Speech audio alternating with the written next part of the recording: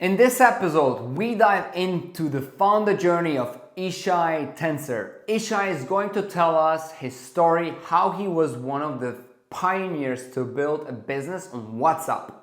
Many VCs are catching on that trend just now, but he launched his business 5 years ago and created a huge moat around it already. He did all of that while putting a separate management team in place and is still running web dev agency without the need to sell or shut it down.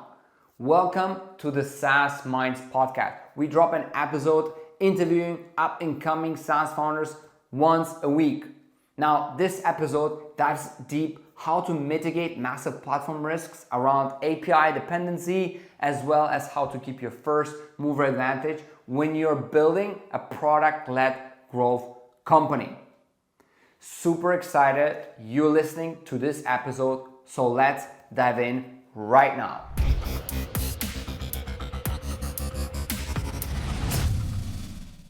Hello, Ishay. Great to have you here. Hi, Alex. How are you? Excellent.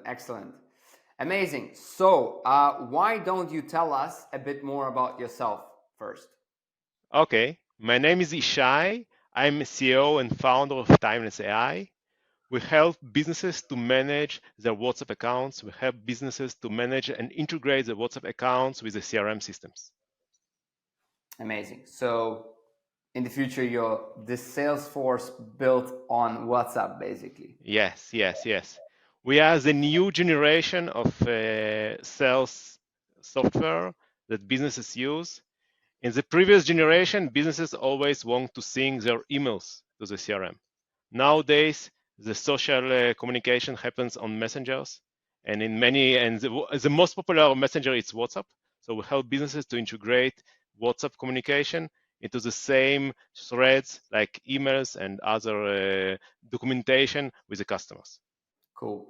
And yeah, I'm super excited about this interview because first of all, we use you or your tool, but also there is a really big trend now building on WhatsApp as that new platform and using it instead of email, as you mentioned. So you're basically probably like the first generation of SaaS businesses, right? You started more than 5 years ago.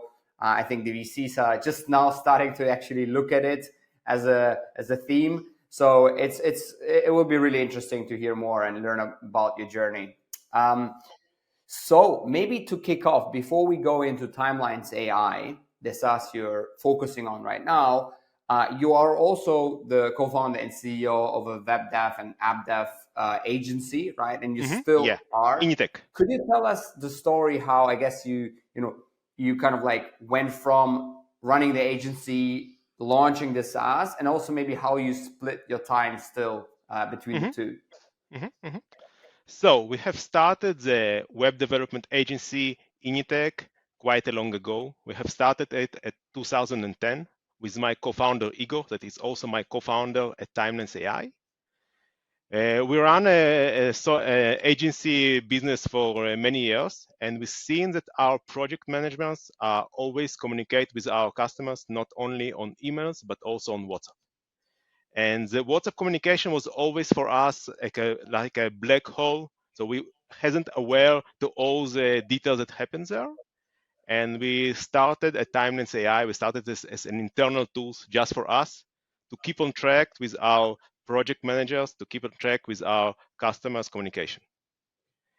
And then we see a lot of traction from our network, from our close friends and other business owners, especially from the service industry. They say, hey, we also have the same problem. We also want to see what's going on with our account managers, what's going on with our customers on WhatsApp. So we have opened it as a beta version in 2019 to our customers. And then we started as a full SaaS tool, a full separate SaaS business that's focused on a global trend of WhatsApp. I'm still running the Initech development company. I focus most of my time on Timeless AI. We have a team that operate the Initech day-to-day operation, So I'm less involved in the day-to-day operation, but of course I use my network and my connections to bring new customers. Nowadays, Initech is focusing on local developers in Israel for local companies in Israel. So we are more in the outsourcing and outstaffing business. We work with Israel's biggest companies like Checkpoint, Autodesk, etc. So you provide some of the staffing Yeah, or outstaffing. extra needs. Right.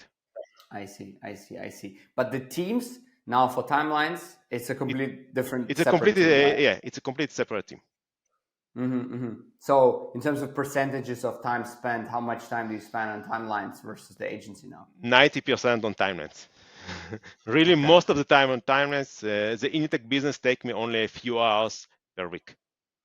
cool. And your co-founder the same now. Yeah, it's I will say it's the same or even more. And apart from you two, is there like how big is the team for timelines now?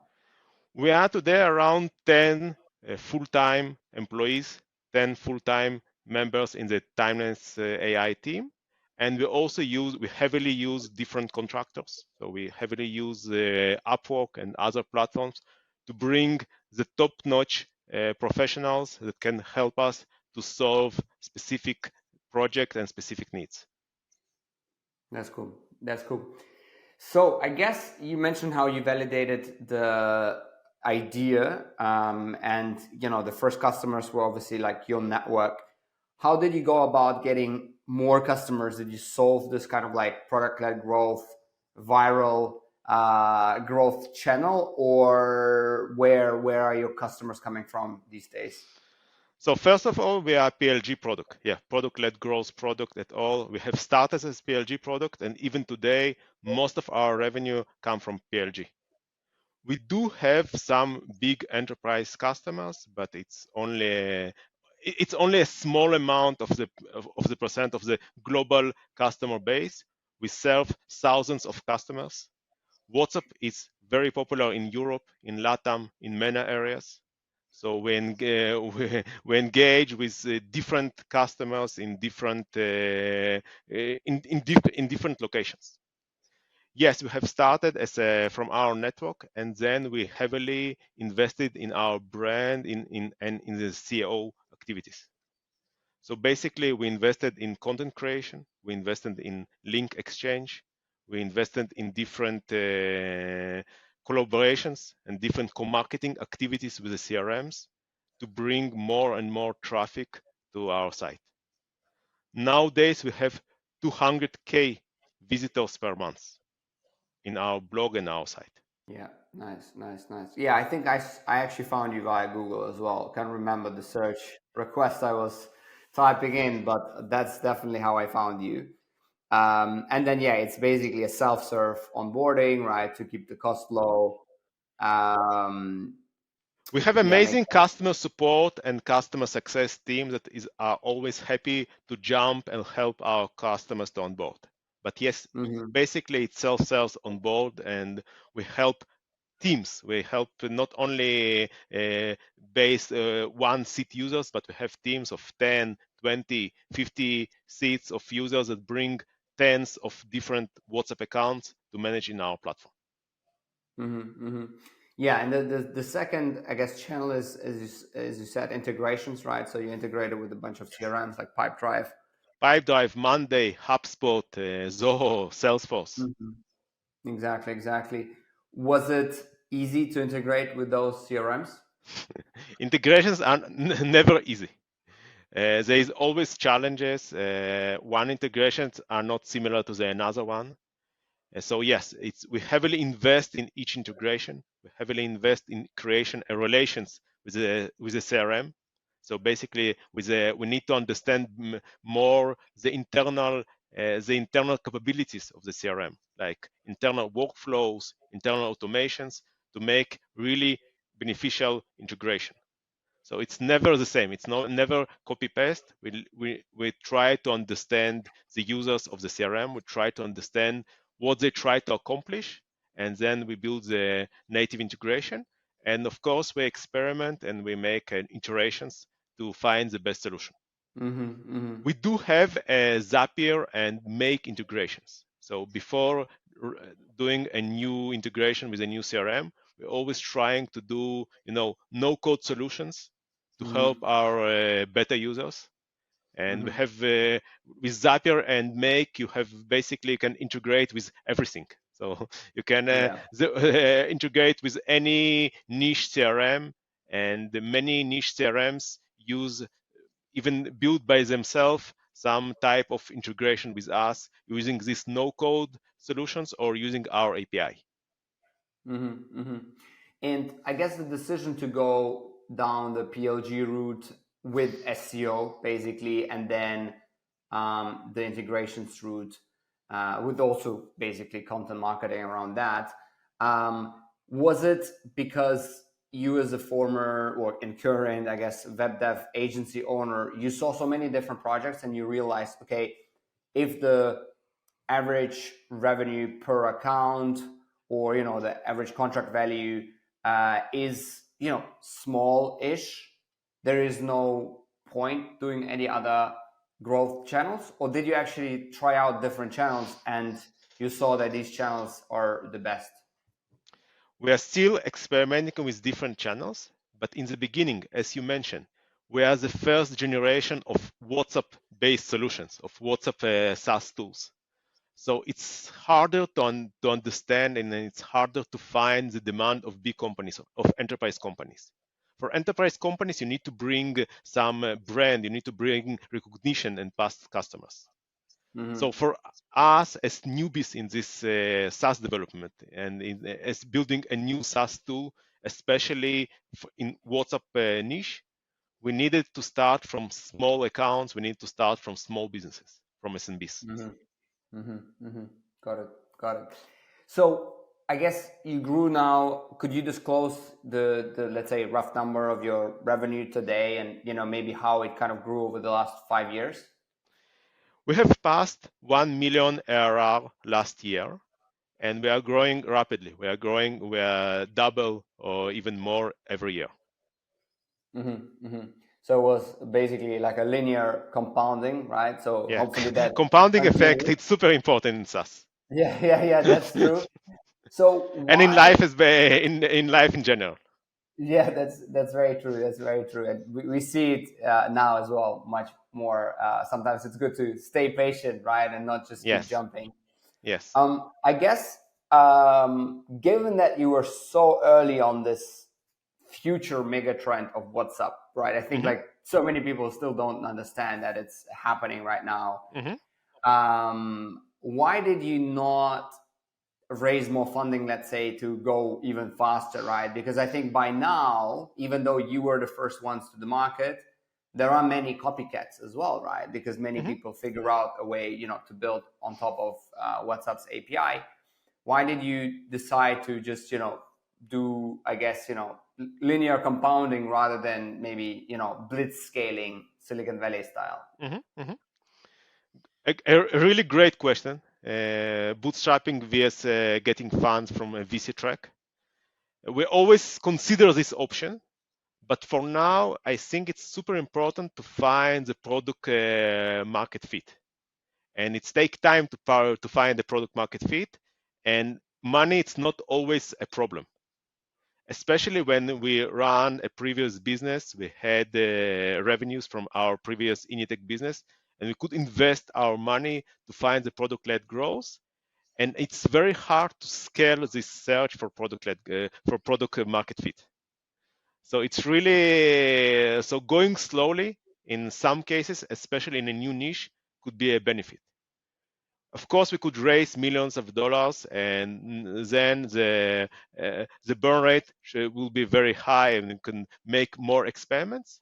But actually, we are profitable, and I believe that finding product market fit when you're a bootstrap company, it's a very profitable way to do it. I think that Yeah, using yeah. VC money for scaling could be an interesting opportunity. But right now, we are happy with our growth. And yes, we have a lot of competitors. Now the niche become more and more competitive. but it's still not in the level of competition like with email marketing or LinkedIn marketing. It's totally different story. And most of our competitors are focusing on different use cases. So basically, because this niche was almost free, you have a lot of different use cases to cover. We are focusing on connecting WhatsApp and CRMs. Different competitors focus on different other use cases. So actually, in our niche, in our main use case, connecting WhatsApp and CRM, there are almost no competition. So we are totally a market leader. So you mentioned product market fit there, right? And I would say most people would probably say Timelines has 1 million ARR now. You have, I don't know, like more than 100,000 customers or something, right? Like, you're a really large number. Thousands of customers, more 200 Thousands of visitors, customers. 200K Okay. visitors per month, and 200K thousands of visitors. paying customers, right? Okay, thousands of paying customers. And let's assume the churn is manageable as well. Why don't you define that already as product market fit? I think that product market fit, it's not one moment of time and say, okay, we have a product market fit. It's a journey. You are going up and down. I definitely believe that now we are in a product market fit. But currently, I think that our growth channels are manageable with our current amount of revenues from Timeless AI. So it's a new niche, and the product market fit in a new niche, it's a bit tricky. You find it and you lost it, you explore it, you try to go down and you go up, you try to find the niche boundaries. So you try to find additional niches to add and to expand your product. And currently we are good with our current phase of development and marketing. Again, SEO and organic traffic, it's something that it takes time to build it. But once you have it, you have a lot of opportunities to grow without adding additional funds. For sure. I mean, SEO becomes your moat, and it's very difficult to dethrone you from, position one in Google. I guess we also use paid advertising as well. But again, paid advertising, it's a bit tricky in a niche markets. You need to find you need to understand your ideal customer profile, the ICP. You need to make a lot of experimentations, and we are still good with our current budgets. We get some grants. We get some grants from the local authorities in Israel, but currently we're not considering VC money in the next year. Makes sense. There's one channel, so interviewing a bunch of different founders, especially PLG founders. YouTube is pretty good for PLG SaaS, right? We had a LinkedIn scraping plus outreach tool called Everbot. We had the founder, I heard about JB, on the pod, and he's killing it with YouTube, and I think it could actually work really well for you as well. I don't know if you started or planning to. Actually, we started with the YouTube, but you're giving me additional reason to to dive deeper. Yeah, because YouTube, it's actually, so I started both for NUOPTIMA, obviously we have a YouTube, but also my personal YouTube where I talk about scaling SaaS, but also acquiring businesses, etc. And it's similar to SEO, where you start building up assets which rank. Now, the cool thing though with YouTube, the assets are like even more defensible and have a longer, I guess, even duration to stay out there and be super relevant versus SEO content. You need to keep almost like, adding to it and improving and adding more. And that's why YouTube is really powerful. The downside is that it's not easy, right? You need to get a lot of things right. and it takes time, and then it also takes time for it to actually rank and give you all the views, unless you go for some super B2C content like get rich with crypto, something, of course you can have a lot of views, the next day. But when you go for like niche content, it will take time, but it will be super useful as well. But enough of free advertising for YouTube. So maybe let's touch on one more point before we move maybe also into like other challenges you had to deal with and going forward. But one of the questions is always like, competition, right? And you have a lot of, you're building basically at the moment, it's a SaaS to integrate with lots of different CRM systems.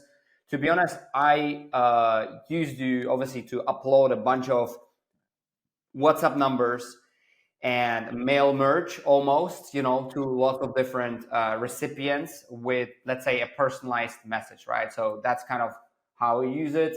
And that's actually how a lot of people even use CRMs, right? Like you don't need to necessarily just use the, let's say, almost like the Kanban flow and the labeling. You can just have a CRM just to do mail merges, which is a good use case.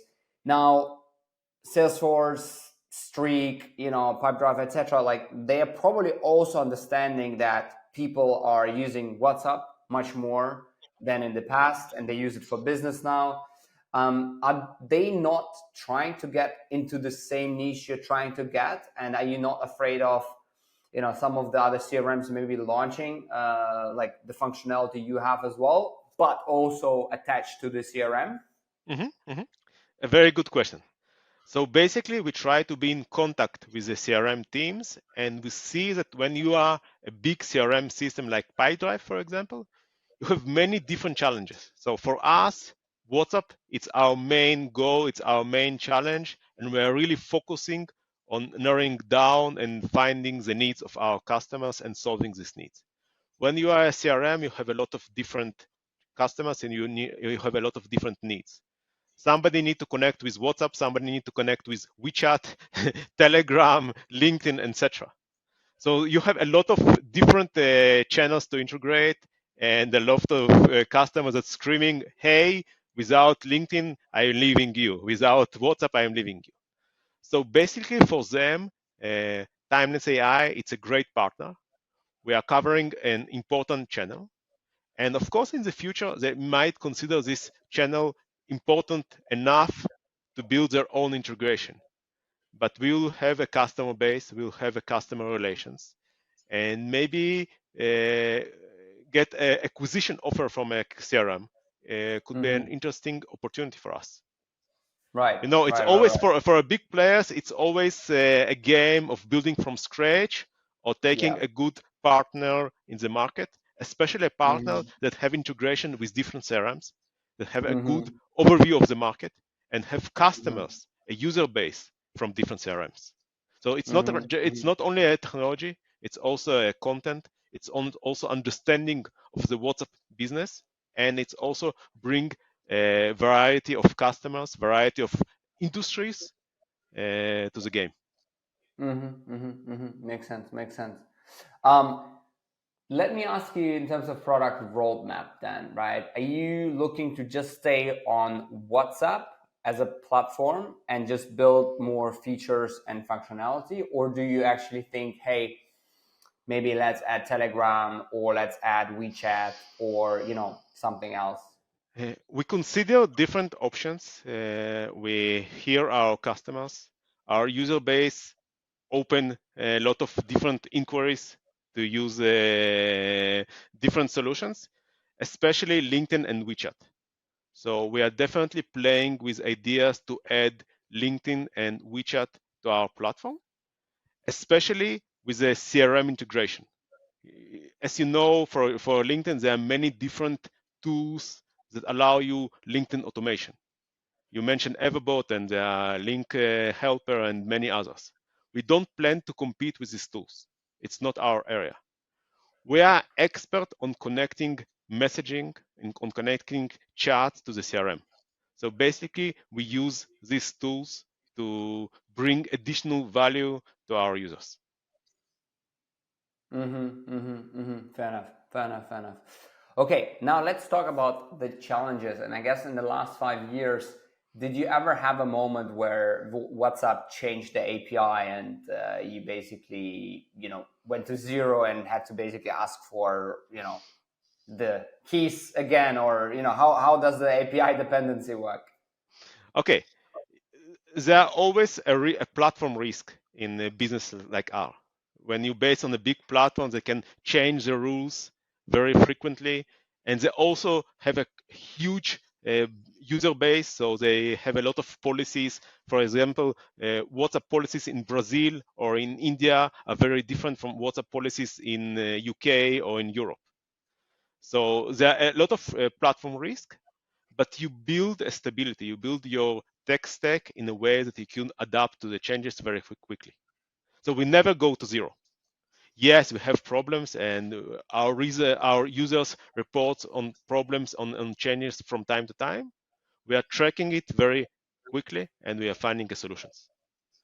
Usually, platforms like WhatsApp or LinkedIn or any big platform, it's very hard for them to change something dramatically from 0 to 1. They're always you always see a signs of such changes, and you always could adapt to these changes. You need to be very aware to this risk, and you need to monitor it closely. But you have always time to adapt. The same for tools that integrate with Gmail, for example, like the strict CRM you mentioned. Or like a boomerang add-on. So when you have a platform risk, you need to monitor the platform very closely and to adjust yourself to the situation. But was there a moment where, and I think we had that with Facebook and Instagram especially, where there were a few systems, like especially scheduling systems built on the platforms, and then the platforms actually withdrew the API key or they changed it, and basically some businesses went to zero. I guess, obviously, again, as you mentioned, right, like WhatsApp does enjoy to have so many tools built on top of them, right? So if they change the key, they would hurt the whole ecosystem, and therefore it's not in their interest to do so. But I guess, like, how would you explain that Meta, did it with, Instagram, for example, and Facebook, as I understand it, and they're not doing it with WhatsApp? I think that Meta is fighting with a very specific usages of their systems, with very specific abusing their systems, and fighting with things that that risk their value generation from advertising, for example. We are actually expanding the usage of WhatsApp. Without our tool, people cannot use WhatsApp efficiently for a business communication. So we are a usage expander for them. And they're not trying to block tools like us. For example, they are very strict about mobile applications. So if you want to build your own version of WhatsApp on mobile, they will kill you very, very quickly. But when you try to make a very safe use case of connecting WhatsApp to your CRM, there is no problems with it. I think that the changes they make in their APIs, it's to make their system more robust. They're not fighting with small players like us. I think they just make adoptions to fight scamming, to fight spamming, and etc. They don't find to block the usage of connecting different systems to WhatsApp. Makes sense. Makes sense. So you mentioned obviously spamming and scamming, etc. there. So I think, if one wants to, with your tool, one could do multiple thousands of outreaches, with one mail merge upload. And that would, break the T&Cs of, WhatsApp. I guess, how do you make sure that people are not misusing timelines? Because you basically give the option for people to do so if they want, but of course their WhatsApp will be suspended. Um, but what do you do kind of like to prevent it? Let's say, because maybe people want to do it and then they're happy to buy new phones, buy new numbers, etc. But at the same time, it would reflect badly on you, right? Sure. A very good question again. We have an internal policies and internal limitations to limit such abuse of our system. We always explain to our users that the goal of Timeless AI it's not for scamming and it's not for spamming, just taking a huge thousands of WhatsApp numbers and sending them messages. WhatsApp and in general messaging, it's for very intimate communication with your customers. It started from a personal usage. It started for all of us using WhatsApp, Telegram, Facebook Messenger for a personal needs. And then you invite some businesses that you have a very close relations to use the same channels. So as a business, you should be very respectful when you use such a channel, because it's like a personal invitation to your home. It's like something very personal.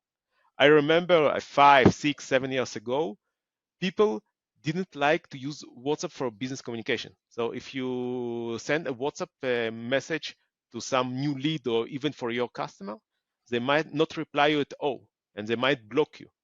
They still might block you today if you didn't respect the boundaries. So we always explain to people, use a personal messages. Use a small list of people that really trust you and really expect to receive your messaging. Makes sense. Makes sense. Okay, fair enough. Fair enough. Cool. I mean, we basically covered quite a few things. Let's maybe jump into quick fire of questions. Sure. So, what's a book recommendation you would give to another SaaS founder?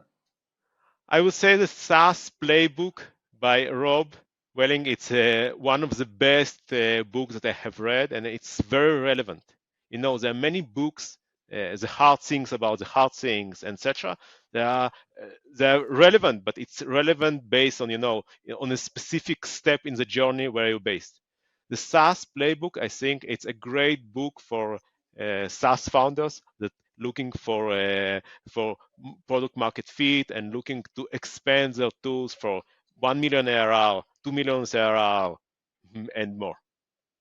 Yeah, I agree. I after you told me about that book, actually, before a while ago, I read it, and then I just been to the Atlanta MicroConf conference. It was great, and Rob is a great speaker, and we had the Einar. The MicroConf in Europe will be in October, I think, in Dubrovnik, right? Correct. Yeah, I'm still debating, but I know a lot of people are going there. But we also had Einar, the founder of Tiny Seed, the kind of like the fund, which is part of the MicroConf on the podcast as well. So that was a cool episode. Yeah, but I agree. The book is great. It's like a really good. It's very practical. A ton of practical things that you can just take and implement. Absolutely. It's not only about the philosophical principles. It's really very practical. You can take different chapters of the book and just try it in your business, try it in your SaaS, and see what's going on. 100%. Rob mentioned that this book is for founders that already started some sort of SaaS. So if you just just considering different ideas, it's less relevant. But if you have a SaaS application and you have a question, okay, how I get my first 100 customers, my first 1,000 customers, it's a book for you. Yeah, 100%. Okay, give me a name of a business leader or entrepreneur you admire the most. I think Lemlist founder, Guillaume. I'm not sure that I pronounce his name the correct way. It's a French guy. Guillaume. Guillaume. Yeah, it's a very interesting guy. It's also released a book about SaaS businesses. It's less popular for some reason, but it's really interesting guy. It have a ton of different content. You can follow him on LinkedIn, and I really enjoy his insights. So you are welcome to invite him to your podcast. I think he will be a great guest. I need to, for sure. He's also huge on YouTube, actually. Yeah, So yeah, yeah, yeah. for sure, for sure. I think that one Um, of the interesting things about Lemley is that he tried to make sure that every team member in Lemlist have their own personal brand. So he has team members with a great audience on LinkedIn, on YouTube, content creators, etc. Really interesting guy. yeah, for sure, for sure. I will I be think happy he to make an also. introduction for you. Okay, yeah. I mean, that would be amazing. Yeah, if you, yeah, would love to. Cool. What's a SaaS tool you use that nobody else knows about yet? Oh, it's a secret one. We use Crisp for customer support. It's also Okay. French. It's also a French tool. It's much more affordable than Intercom. Intercom, it's the leader, the market leader for customer support chats. So Hmm. Crisp is great. It's much more affordable and it's very good for a small and mid-sized customer support teams. Cool. We really enjoy it. All right. What's the best piece of advice you've ever received? I think that a compound interest is something that people not consider enough. We all understand the math behind the compound interest, but when you take it and you invest enough time in any area, for let's say in the SaaS growth, and you compound a small successes one by one, in some point you can see a huge expansion of your growth of any results. For example, in SEO, you see 1 month a small traction, second month a little bit more, but after a few years you say, wow, you're booming. That's how I'm telling myself to be patient with YouTube. One follower a day. One Yes, follower a day. yes, Yeah, yes, for yes. sure, for sure. The first Uh, video only your wife is watching. The second one is your wife and your friends. the first video is only you who's Yeah, watching. it's only you. You don't show it to your wife. Exactly. Awesome. Cool. I mean, you answered the last one in terms of who do you want to see. Oh, actually, no. Who do you want to see on the podcast apart from the Lemlist founder? Maybe, yeah, maybe one more. Mm. I need to think. Maybe Rob. Maybe we'll invite Rob and we'll speak Rob. on the That's a on good one. the MicroConf Europe. It's a good That's a good opportunity. one. That's a good one. Yeah. And then you know what? Like I guess you obviously told me about the compounding effect, etc. But any other critical lessons you learned which might benefit another SaaS founder you want to share with the audience? I think that investing in your brand and in your SEO traffic is super important. Nowadays, the paid advertising is more and more expensive, and it will be more expensive in the future. So, so you need to find your growth hacking channels to get your audience. And for a SaaS tools, for PLG SaaS tools, your network it's not enough. So you need to find your own growth hacking audiences. It could be running a Twitter growth. It could be a LinkedIn growth. But I found out that SEO, Google, it's a really a good tool if a really good channel if you heavily invested in it for a long time.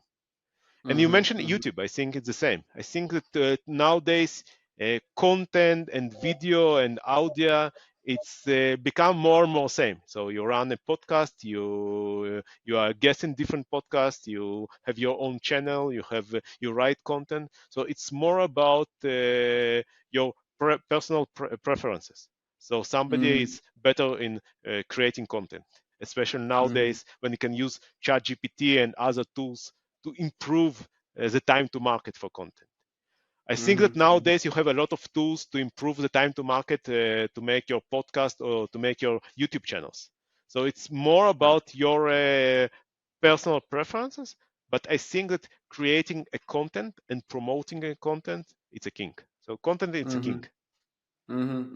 I mean, you would be the great ambassador for NUOPTIMA, right? Our growth agency. That's what we do, right? We have large For sure. SaaS businesses, small businesses.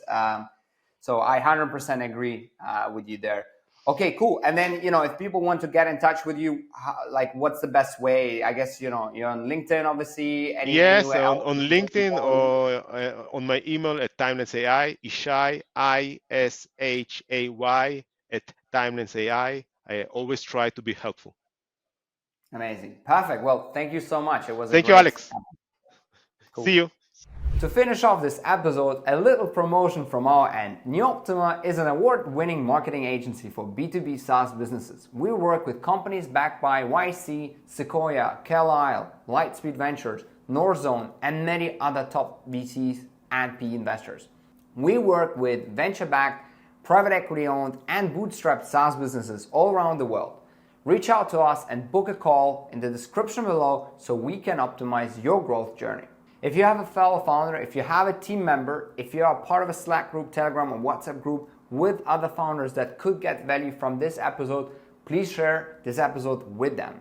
We want to help as many founders as possible to scale their business. Thank you for joining us on this journey. See you in the next episode.